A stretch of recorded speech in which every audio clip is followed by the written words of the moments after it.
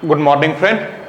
चलिए, तो आज जो है वह हम लोग चर्चा करते हैं। एक बहुत ही अच्छा टॉपिक है। यहाँ से 2-3 सवाल जो है बनता है। छोटा टॉपिक होने के बावजूद जो है वह 2-3 सवाल यहाँ से बन जाता है। तो टॉपिक का नाम क्या है? वो है आपका बेरोजगारी।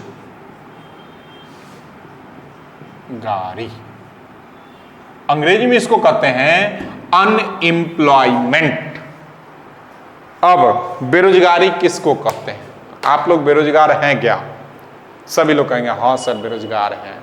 और हमारे भाषा में, अर्थशास्त्र की भाषा में, कोई भी व्यक्ति बेरोजगार नहीं है। कोई व्यक्ति बेरोजगार क्यों नहीं है? कोई भी व्यक्ति मतलब जो आप स्टूडेंट हैं उनकी बात हम कर रहे हैं। यहां पर कोई भी का शब्द वो था। पहले समझते हैं बेरोजगारी है क्या, तब उस सवाल का जवाब हम देंगे कैसे आप बेरोजगार नहीं हैं। इसको अगर 2 वर्ग में विखंडित किया जाए तो क्या हो सकता है? बिना रोजगार का।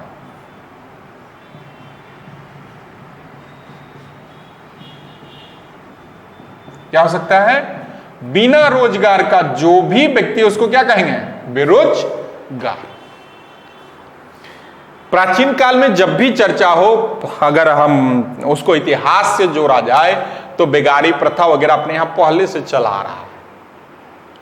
लेकिन आधुनिकतम अर्थशास्त्र के हिसाब से अगर इस शब्द का वर्णन किया जाए, चर्चा किया जाए, तो आधुनिकतम शब्द के आधार पर बेरोजगारी जो है वह 1929 और 30 का जो मंदी हमने पीछे आपको बताया था, वहीं पर इस शब्द की उत्पत्ति हो जाती है आधुनिकतम काल में। प्राचीन काल में कहिएगा तो यह सारा चीज जो भी हम अर्थव्यवस्था देखते हैं सब भारत की देन है, जिसको हमने शुरुआत में ही आपको बताया था कि ग्रीक के बाद दूसरा है यह। तो अपने यहाँ बेगारी वगैरह प्रथा, कई बार आप इतिहास में इसको लेकर रिवॉल्यूशन वगैरह भी पढ़े होंगे, तो उससे कोई लेना देना। हम आते हैं अर्थशास्त्र में।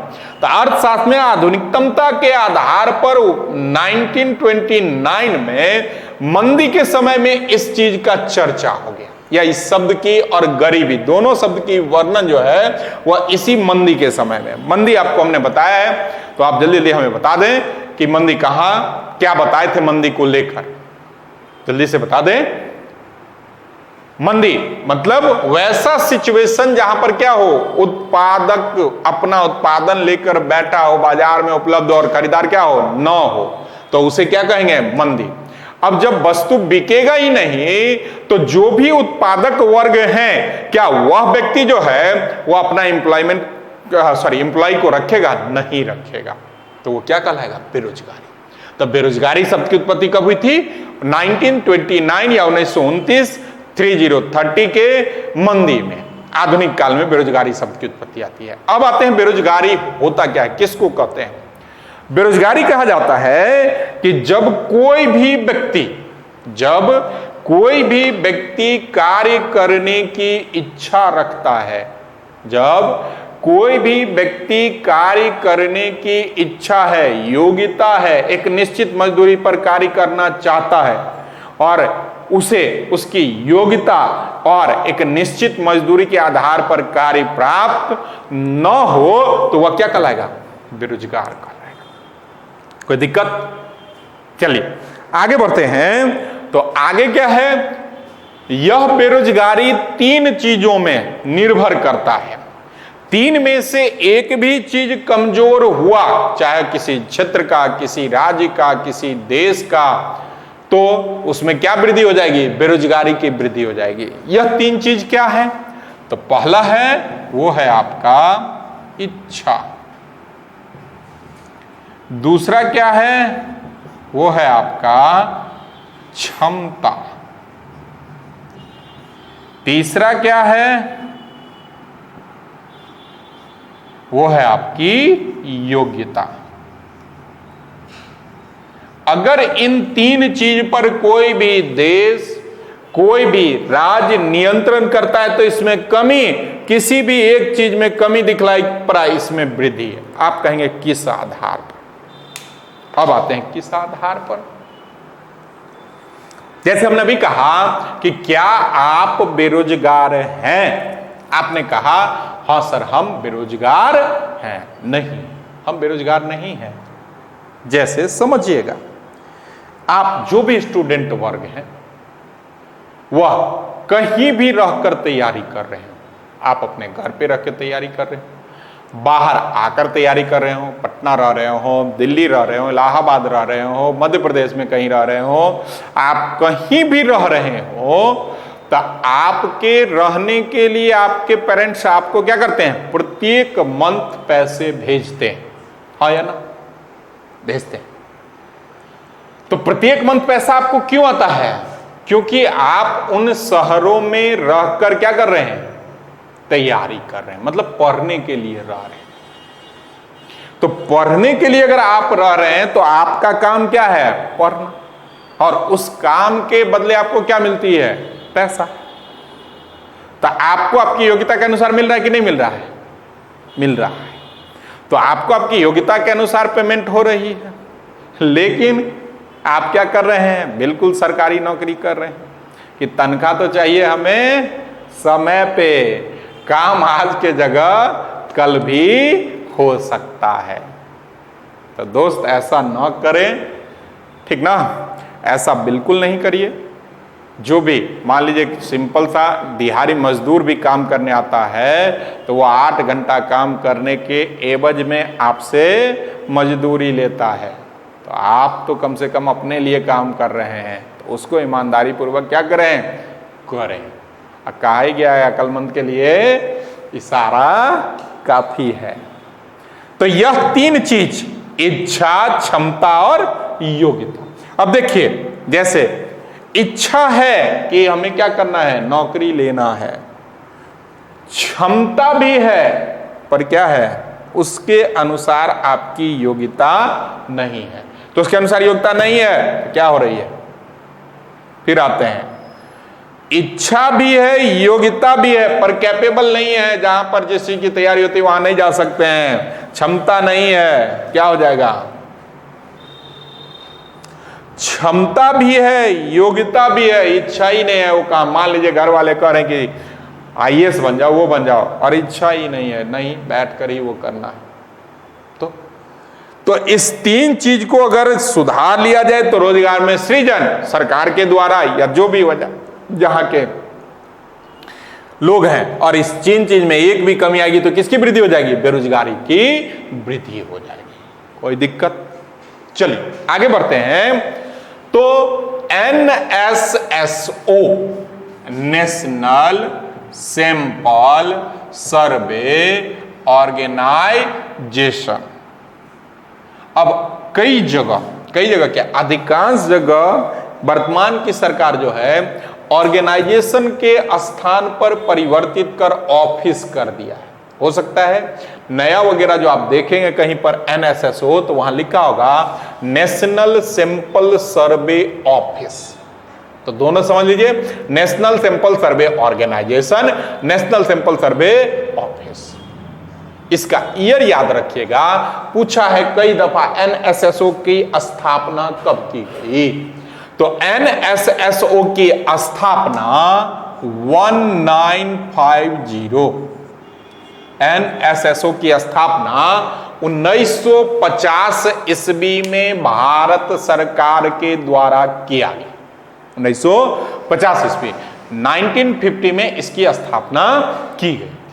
इसका कार्य ही होता है देश में बेरोजगारी और गरीबी दोनों चीज का आंकलन करता है। देश में बेरोजगारी और गरीबी का आंकलन NSSO के द्वारा किया जाता है। कोई दिक्कत? लिख लीजिए जिनको लिखना होगा। आगे बढ़ते हैं, लिख लिए? नहीं? चलिए आगे बढ़ते हैं। विश्व स्तर पर इसका जो डाटा तैयार करता है वो WLO, world labour organisation, world labour organisation, या कह सकते हैं विश्व मजदूर संगठन। चलिए, इसकी स्थापना जो है 1919 में, 1919 ईस्वी में WLO की स्थापना की गई। जिनको लिखना होगा लिखते चलिएगा, WLO की स्थापना की गई। अब स्थापना हो जाता है, यह संस्था इतने अच्छे तरीके से कार्य को संपन्न करता है कि 1969 में इसे नोबेल पुरस्कार से सम्मानित कर दिया जाता है। इसे नोबेल पुरस्कार से सम्मानित कर दिया गया और आगे चलकर जो है यह यूएनओ का भी क्या हो जाता है, भाग या अंग हो जाता है। कोई दिक्कत? तो यहां से रिकॉल कर लीजिए, 3 ही पॉइंट याद रखना है। एनएसएसओ किसका आंकलन करता है? तो बेरोजगारी और गरीबी की स्थापना। यह सवाल 9 के हिसाब से मिलेगा कभी कभी। चलिए आगे बढ़ते हैं। बेरोजगारी, टाइप ऑफ अनएम्प्लॉयमेंट।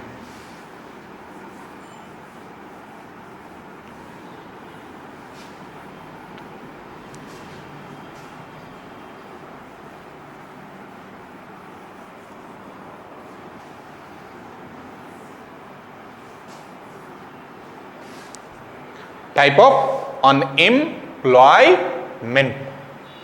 चलिए, मुख्य रूप से इसको बेरोजगारी को 2 वर्ग में विखंडित किया है और वह 2 वर्ग कई रूप में आ जाते हैं।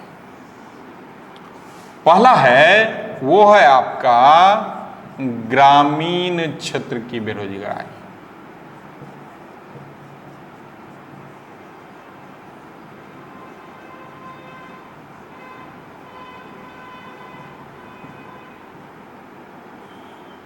ग्रामीण क्षेत्र की बेरोजगारी मतलब रूरल अनएम्प्लॉयमेंट। रूरल अनएम्प्लॉयमेंट में 2 हैं। कौन कौन से हैं? तब पहला है आपका, वो है आपका छिपी हुई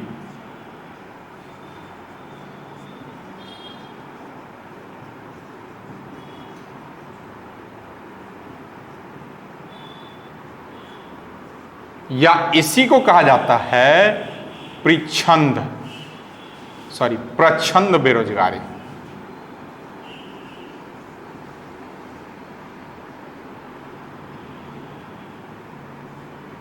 पहला क्या है? छिपी हुई बेरोजगारी या प्रच्छंद बेरोजगारी। अंग्रेजी में इसको कहते हैं डिसगस्ड बेरोजगारी। डिसगस्ड बेरोजगारी। अब छिपा हुआ बेरोजगार कौन हो सकता है भाई? बड़ा सोचने वाली बात। छिपी हुई बेरोजगारी कौन हो सकता है? तो आइए समझते हैं छिपी हुई बेरोजगारी को। मान लीजिए हमने कहां का बेरोजगारी इसको माना है छिपी हुई को? ग्रामीण क्षेत्र में। अब ग्रामीण क्षेत्र में मुख्य रूप से कौन लोग रहते हैं? मुख्य रूप से ग्रामीण का मतलब हम आप क्या समझते हैं? फार्मर, एग्रीकल्चर पर जो लोग निर्भर हैं वही। अब एग्रीकल्चर पर निर्भर हैं तो मान लीजिए किसी किसान के पास, फार्मर के पास यह प्लॉट है। इस प्लॉट पर मान लीजिए वर्तमान समय जो है वह क्या है? धान की खेती का समय है। अब धान की खेती का समय है तो इस प्लॉट पर जो है वह 5 व्यक्ति मिलता है। कितने? 5%।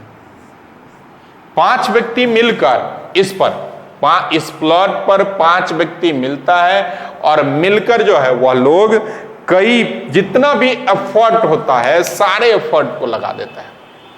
सारे एफर्ट को लगा देता है कहने का मतलब कि 5 व्यक्ति मिलकर इसमें जितनी बीज बोनी चाहिए बीज को समय पर बोझ दिया।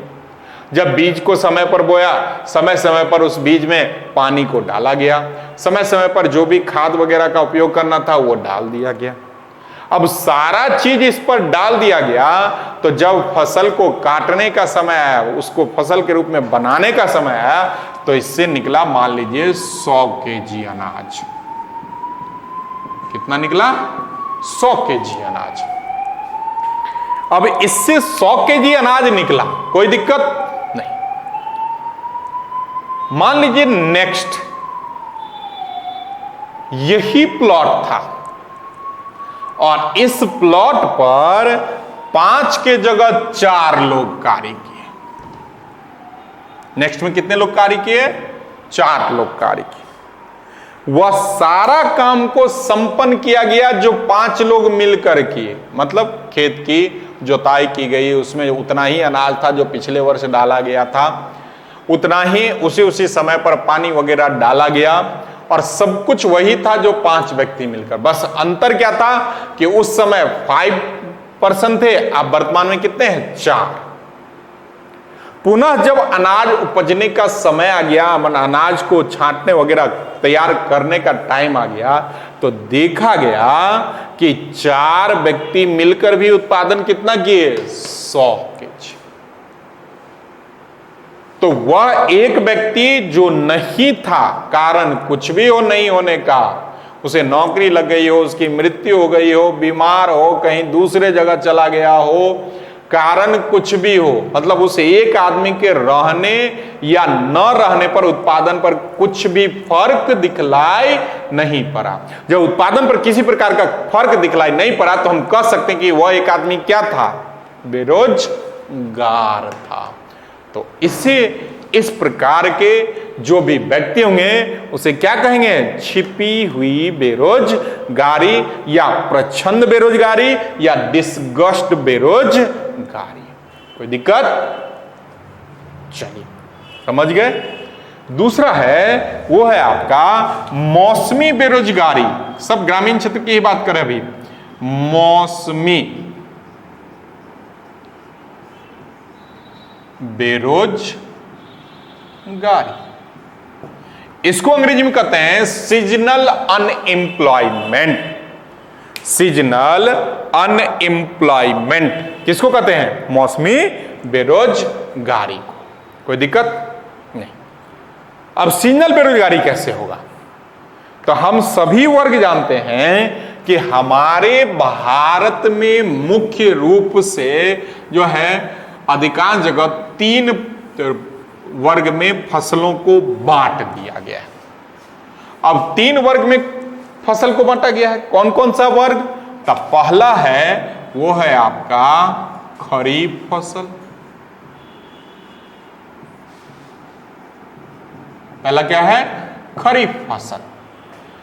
दूसरा है वो है आपका रबी फसल,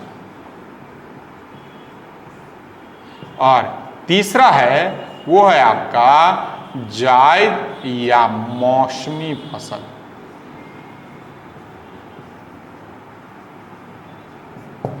जायद या मौसमी फसल।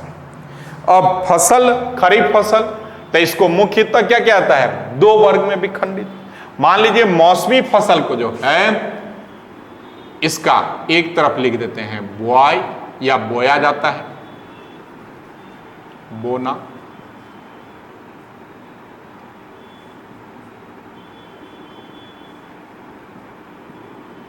और दूसरा कटाई। रबी फसल खरीफ फसल को बोया कब जाता है? हाँ बिल्कुल सही, जून और जुलाई में।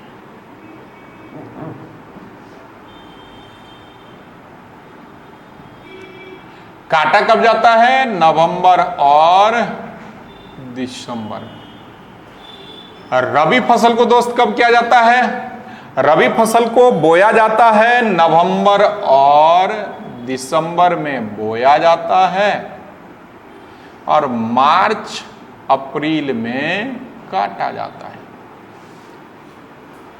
और जायद मौसम से ही, तो मौसमी फसल जितना भी हम आप सब्जी वगैरह का प्रयोग करते हैं, फल का प्रयोग करते हैं, ये सारे किस में आ जाएंगे? जायद फसल में आ जाएंगे, सारे जायद फसल में।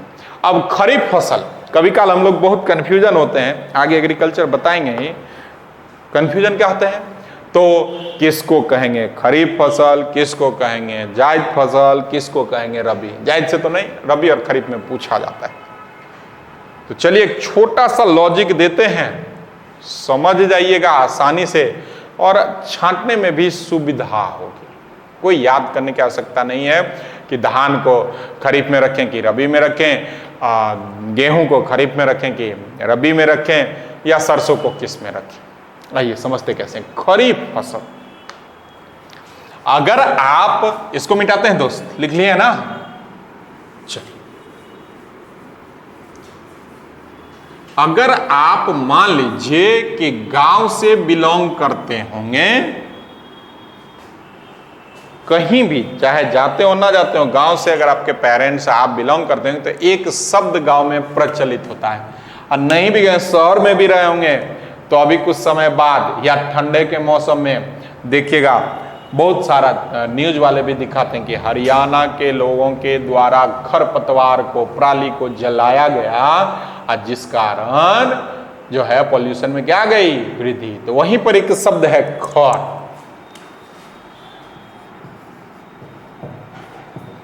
खरपतवार, खर।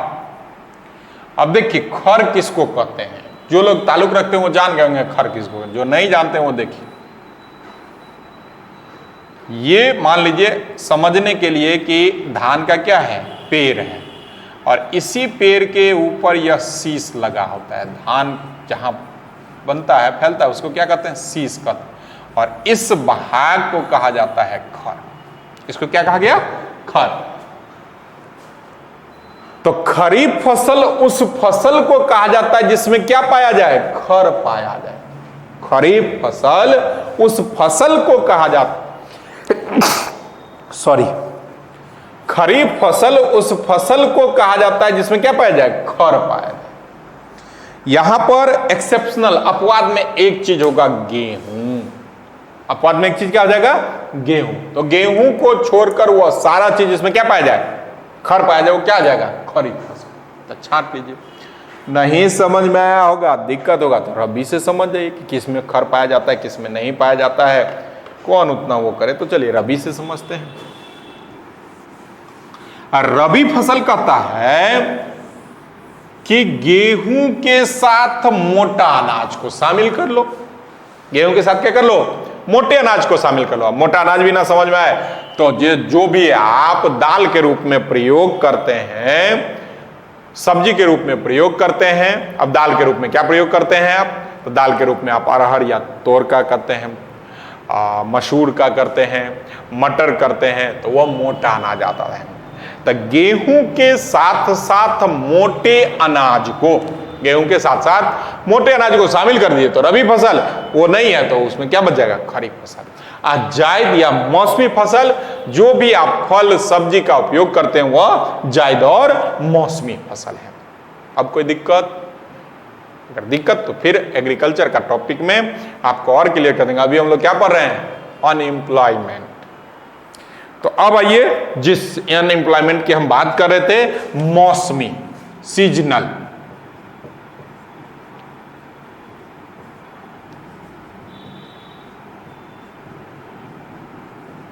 मौसमी, सीजनल, इसी पर हम लोग चर्चा कर रहे थे।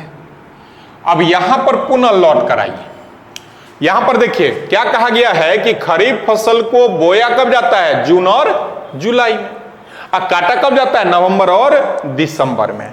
तो मान लीजिए जुलाई, तो अगस्त, सितंबर, अक्टूबर, अगस्त, सितंबर और अक्टूबर, 3 मंथ का वहां डिफरेंस। रबी कहता है नवंबर और दिसंबर, तो दिसंबर मान लीजिए, तो जनवरी और फरवरी, 2 मंथ यहां भी। अब जो भी किसान वर्ग एग्रीकल्चर उत्पादन किए हैं, मान लीजिए खरीफ फसल का उन्होंने फसल बोया अपने खेत में, तो वह व्यक्ति जुलाई से 3 माह तक एज ए किसान के रूप में किसी प्रकार का कार्य करेगा, नहीं करेगा, बिल्कुल नहीं करेगा, बिल्कुल नहीं करेगा। क्योंकि अगर वह चाहता भी है करना तो उसके जमीन पर क्या लगा पड़ा है, फसल लगा पड़ा है खरीफ का। आप कहेगा कि सर जमीन कुछ छोड़ देगा, तो छोड़ देगा, तो रबी फसल का उस समय ही नहीं है। तो जब वह व्यक्ति उस 3 माह तक किसी भी प्रकार का कार्य एज ए उस रूप में किसान के रूप में नहीं किया, तो उसकी इच्छा है काम करने की, योग्यता भी है, पर क्षमता, तो उसको क्या कहेंगे, उससे क्या होगी, वृद्धि होगा, किसका, बेरोजगारी का। तब मौसमी बेरोजगारी इसी प्रकार से उत्पन्न होती है। तो दो बेरोजगारी याद रखिएगा, मौसमी जिसको सीजनल कहे, अप्रच्छंद या प्रच्छंद बेरोजगारी, और छिपी हुई बेरोजगारी जिसको डिस्गस्ड अनएम्प्लॉयमेंट कहा गया। यह दोनों पाया जाता है किस क्षेत्र में? ग्रामीण के क्षेत्र में पाया जाता है और अक्सर पूछा भी जाता है। वहां पर अधिकांश जगह आंसर मिलेगा किसान वर्ग में या फार्मर में या एग्रीकल्चर के क्षेत्र में। कोई दिक्कत? यही सवाल मुख्य रूप से अगर आप कहिएगा तो बेरोजगारी से आता है। 3-4 बेरोजगारी और पढ़ेंगे, वहां से नहीं, एक सवाल मुश्किल से बनेगा, नहीं तो कोई नहीं, अक्सर यही बनता है। तो जो महत्वपूर्ण था वो समझाएं। अब आते हैं शहरी बेरोजगारी।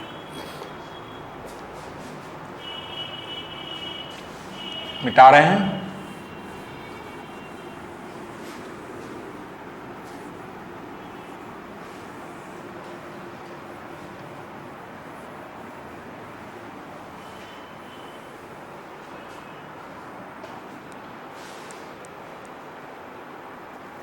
अब आइए शहरी क्षेत्र की बेरोजगारी।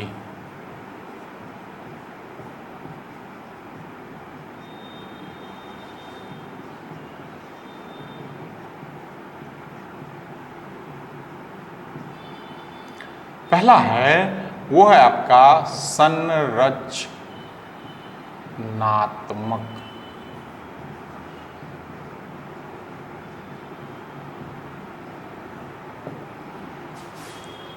संरचनात्मक बेरोजगारी, स्ट्रक्चरल अनएम्प्लॉयमेंट, स्ट्रक्चरल अनएम्प्लॉयमेंट। संरचना, अगर इकोनॉमिक्स को छोड़े थोड़े देर के लिए, तो संरचना का मतलब क्या होता है? निर्माण करना, नए नए चीज की क्या करना? उत्पत्ति करना, उत्पादन करना।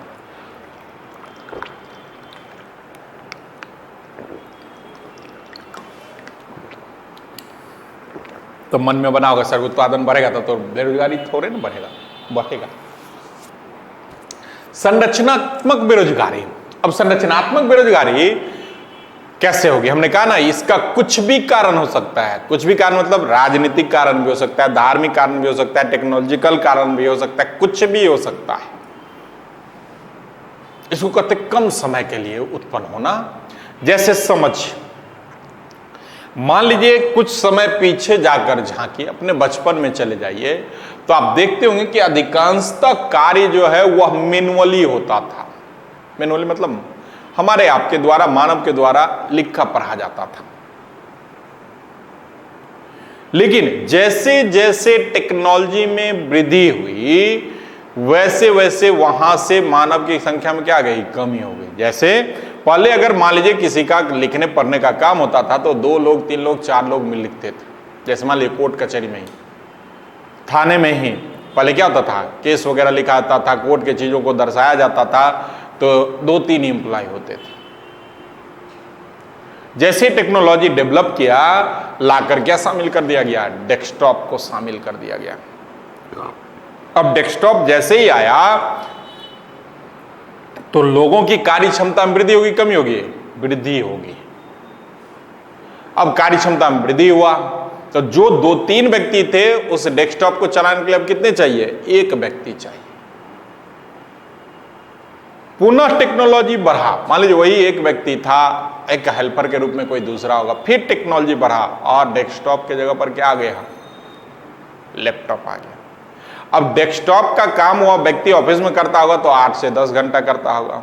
अब लैपटॉप लेकर कहां पहुंच गया? घर, कि चलो लैपटॉप घर ले चलते हैं। घर पहुंचा, ऊपर वाले जो अधिकारी वर्ग थे, जो भी उनके बॉस थे, वो क्या कहे? अब घर से भी क्या कर लो? कुछ काम को देख लिया करो। और काम में क्या आ गई? काम तो था, उतना ही हो रहा है, पर जो कार्य की दायरा थी, क्षमता थी, उसमें क्या हो रही है? वृद्धि हो रहा है। फिर आ गया क्या? मोबाइल। अब कुछ ऐसे जगह है जहां हम लैपटॉप ले जाकर नहीं जा सकते, असक्षम थे ले जाने में, मोबाइल है, मोबाइल पर काम कर लो। तो हमने देखा कि जैसे जैसे टेक्नोलॉजी में, संरचना में के क्षेत्र में वृद्धि होता गया, लोगों में जो है किसकी वृद्धि हो गई? बेरोजगारी की वृद्धि हो गई। तो किसी भी कारण बस, पुनः कहते हैं कारण कुछ भी हो, और निर्माण के क्षेत्र में के कारण जो बेरोजगारी में वृद्धि हो या जिससे रोजगार के सृजन में कमी दिखलाई पड़े, तो उसे संरचनात्मक बेरोजगारी कहते हैं। यहां से मात्र एक सवाल बनेगा। सवाल क्या बनेगा? तो शहरी क्षेत्र में, भारत के शहरी क्षेत्रों में और विकसित देशों में, भारत के शहरी क्षेत्रों में और विकसित देशों में जो है वह कौन सी बेरोजगारी पाई जाती है? संरचनात्मक बेरोजगारी। कोई दिक्कत? अब जो है कोई भी चीज बस समझिएगा, वहां से कुछ विशेष सवाल जो है नहीं बनते। अगला है वो है आपका घर्षणात्मक।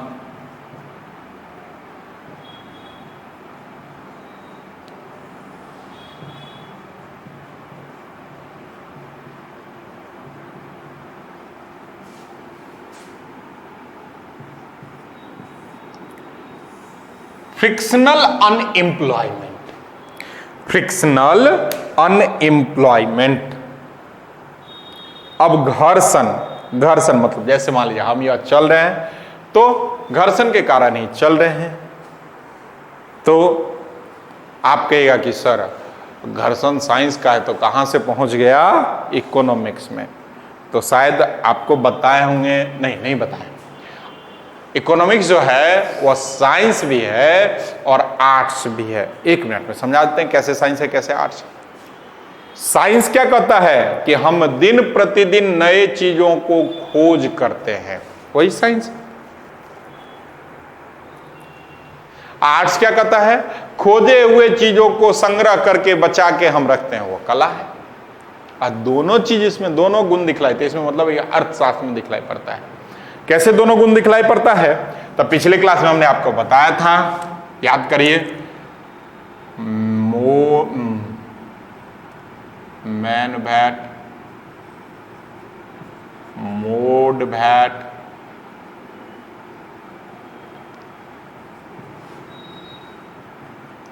उसके बाद सेन भैट, उसके बाद भैट, उसके बाद अब देखिए यहां से इसकी खोज, इसके बाद इसकी खोज, इसके बाद इसकी खोज, इसके बाद इसकी खोज, आगे भी खोज हो रहा होगा। तो साइंस का गुण, इसको यह कार्यरत है, इसको बचा कर रखें, इसको बचा कर रखें, इसको संग्रह करके रखें, इसको संग्रह करके रखें, तो आर्ट्स। तो वही तो है घर्षण। घर्षण का मतलब दो चीज का होना अनिवार्य है। जब तक दो चीज नहीं होगा किसी प्रकार का घर्षण नहीं होगा। कोई दिक्कत? अब दो चीज यहां क्या हो सकते हैं? तो यहां पर दो चीज हो सकता है क्या? मांग और पूर्ति, demand and supply. Demand and supply पर भी बेरोजगारी निर्भर करता है। जैसे समझिए कैसे। अब मान लीजिए वर्तमान का जो समय चल रहा है वो समय किस चीज का है? गर्मी मौसम है, गर्म का है। अब गर्म का समय है तो याद करिए आज से 6-7 माह पीछे चले जाए या सर्द में चले जाए, तो अभी वर्तमान समय में क्या सर्दी के जो भी गुड्स हैं, कपड़े हैं, उसका डिमांड वर्तमान समय में होगा? मेरे हिसाब से नहीं होगा, अर्थशास्त्र के हिसाब से नहीं होगा। अगर होगा भी तो जितना डिमांड उस समय है उतना डिमांड इस समय नहीं होगा। इस समय पूरे भारत में कुछ ही चंद क्षेत्र होंगे जहां पर सर्दी व्यतीत तो हो रहा होगा। 1, 2, 3 राज्य ज्यादा से ज्यादा बनेंगे।